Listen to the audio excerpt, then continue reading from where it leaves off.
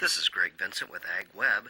Sarah Brown, livestock editor with Farm Journal magazine, and I recently sat down with Wayne Pacelle. Mr. Pacelle is the head of the Humane Society of the United States. Do you think measures like you did in Ohio, do you think that's going to work in every state? Is that something that you're looking for from Missouri?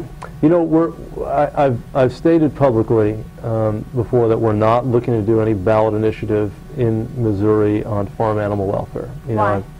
Because we've just decided that we're not going to do it. Do you think Missouri farmers are better at producing their animals? Well, you know, I think that what we want, which is a general principle, not just specific to Missouri, is we want to have more dialogue and more discussion, which is part of the reason, you know, I'm talking to you guys. We want to have this discussion with farmers.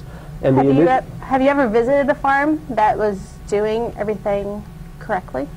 I just visited one of our members' farms in Nebraska. That was a cattle ranch, 1,000 cattle, and I think they're doing a fabulous job. He's a very proud member of the Humane Society. In fact, we're forming a national farmers and ranchers council for the Humane Society of the United States, which is, I think, meant to signal, and it's an honest sentiment, that we do support farming done in a responsible way. And I would think every farmer is against the idea of treating animals cruelly. Could you describe some of the practices he was engaging in that would make this a well, situation? Well, again, I think that you haven't ever really heard any big criticisms on the production side of cattle production from the Humane Society. I mean, cattle are generally in extensive systems. They are grazing. They have outdoor access. We have been concerned about downer cows, about non-ambulatory cattle, whether they are diseased or whether they are physically injured. We have advocated for a no downer policy, and we think that that's a sensible policy from an animal care perspective, as well as from kind of the beef industry's perspective. Frankly, the beef industry has gotten more of the shaft on this issue. It's been more of a dairy issue. The beef cattle are killed at a younger age or slaughtered at a younger age. It's the dairy cows that have been more involved with these downer incidents, and I think it diminishes public confidence in the quality of the beef supply. Now, I would agree that probably nearly any farmer, livestock producer would agree with you that the downer cattle policy is justified, and that.